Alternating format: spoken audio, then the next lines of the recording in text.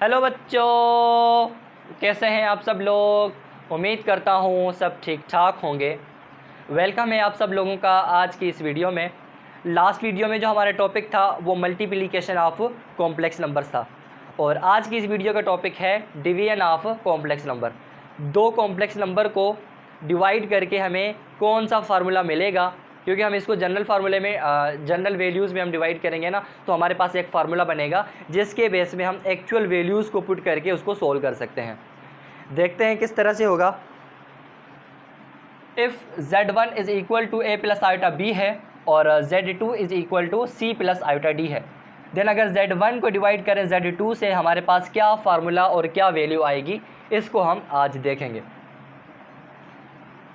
Z1 divide by Z2, आप इसको Z1 upon Z2 भी पढ़ सकते हो।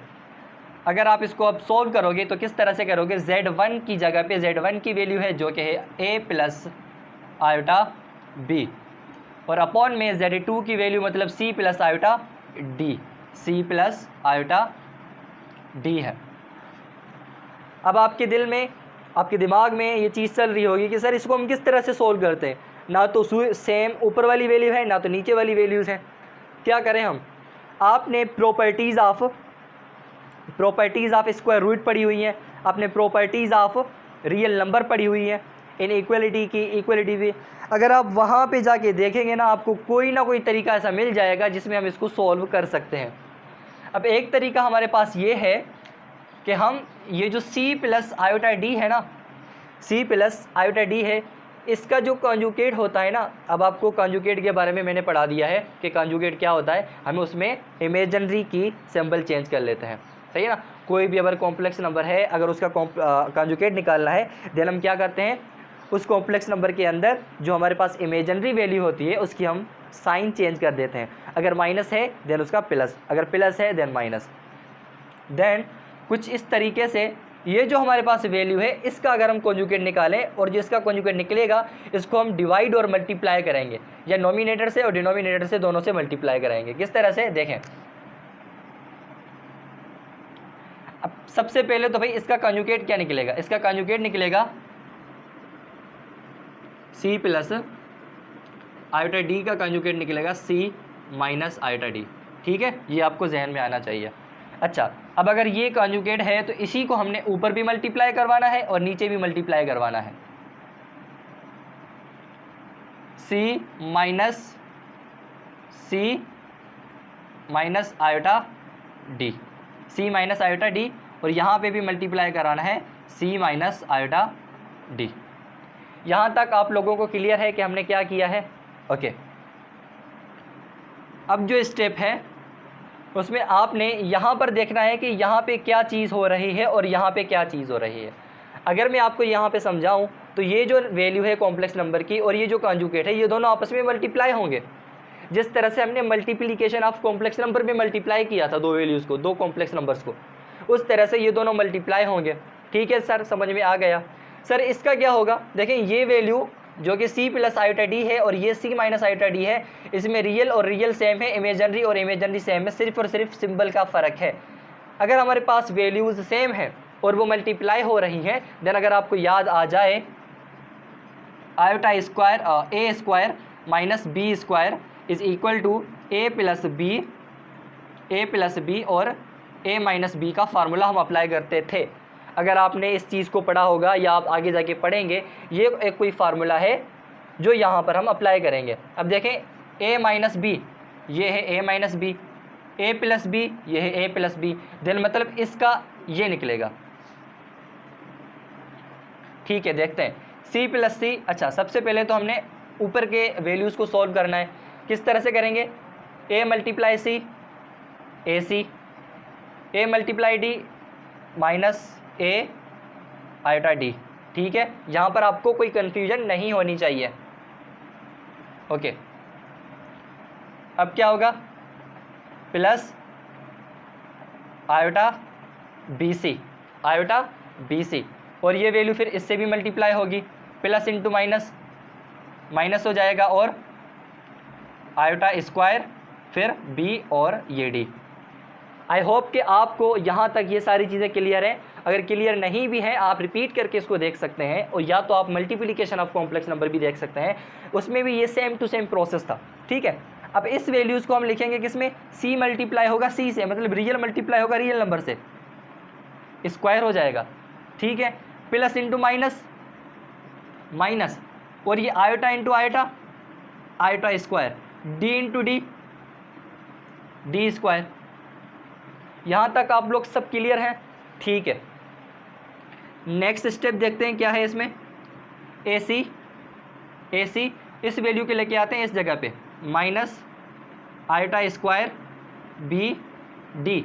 ठीक है, उसके बाद क्या है, उसके बाद क्या है, अगर आप ए डी को पहले लिख लें तो भी आपकी मर्ज़ी है, अगर बी सी को लिख लें तब भी आपकी मर्ज़ी है। फिलहाल आप क्या करें, आयोटा आयोटा बी सी, और ये जो माइनस आयोटा ए डी है वो यहाँ पर आएगा। ये कौन सी वैल्यू है, यहाँ पर जो वैल्यू थी हमने इसको यहाँ पे लिखा है, और यहाँ पर जो वैल्यू थी हमने यहाँ पे इसको लिखा है। ठीक है, यहाँ तक आपको ये समझ में आ गया। अब अगर याद हो आपको, आयोटा स्क्वायर की वैल्यू हमारे पास क्या थी, आयोटा स्क्वायर की वैल्यू -1 थी, वो यहाँ पर हम रखेंगे।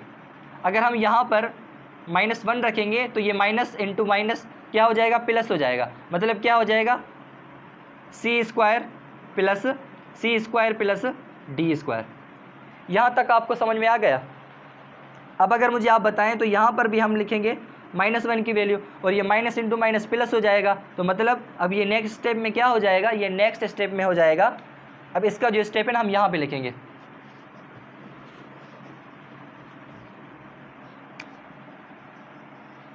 क्या स्टेप है, ए सी प्लस बी डी, उसके बाद क्या है प्लस। अच्छा, अब एक और चीज़ देखें, यहाँ पर भी आयोटा है, यहाँ पर भी आयोटा है। अब जहाँ पे दोनों चीज़ सेम हो उसको हम कॉमन निकाल सकते हैं। मतलब बी सी, इसका आयोटा बाहर आ गया, और उसके बाद माइनस इसका आयोटा भी बाहर आ गया, जो कि हमने कॉमन निकाला, यहाँ पर ए डी बचा। और नीचे क्या है, नीचे आपके पास है सी स्क्वायर और plus D square. I hope कि आपको ये सारा यहाँ तक क्लियर समझ में आ चुका है। ओके, इसको मैं थोड़ा छोटा करके लिख लेता हूँ यहाँ पे, माइनस आयोटा ए डी। ठीक है, अब अगर आप ध्यान से देखें, या आपको मैं समझाने की कोशिश करूं, ये जो सी स्क्वायर प्लस डी स्क्वायर इस पूरी वैल्यू के नीचे डिवाइड हो रहा है। अगर मैं इस वैल्यू को डिवाइड कर दूं तो ये जो है ना, ये वाला पार्ट इस पार्ट से भी डिवाइड हो रहा है, और ये वाला पार्ट इस पार्ट से भी डिवाइड हो रहा है।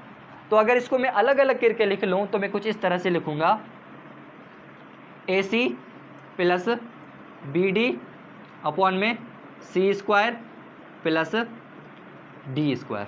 ठीक है, ओके, ये आयोटा, ये क्या है, iota B C minus A D, और डिवाइड में क्या है, सी स्क्वायर और प्लस डी स्क्वायर। यहाँ तक भी क्लियर है आपको। अब ये आपके पास फाइनल रिज़ल्ट आ चुका है, जिसमें आपके पास एक पार्ट ये है, दूसरा पार्ट ये है।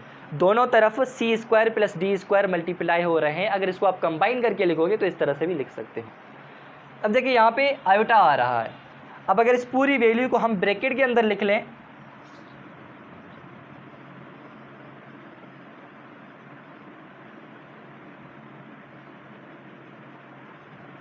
ये रियल पार्ट है, ये रियल पार्ट है, इसीलिए इसके साथ आयोटा नहीं है, और ये इमेजिनरी पार्ट है। और इमेजिनरी पार्ट को जब हम ब्रैकेट में लिखते हैं तो उसकी आयोटा हम ख़त्म कर देते हैं।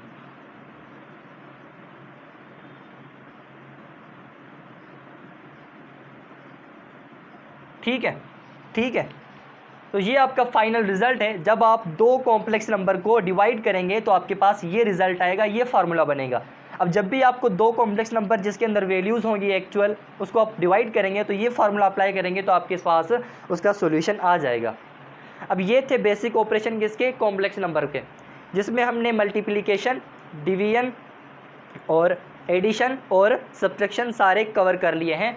लास्ट में अब हमारे पास बचती है एक्सरसाइज 1.6 जिसको हम सॉल्व करेंगे और ये चैप्टर वाइंड अप कर देंगे। आई होप कि आपको समझ में आ गया है। अगर नहीं समझ में आया देन आप इसको रिपीट करके देख सकते हैं।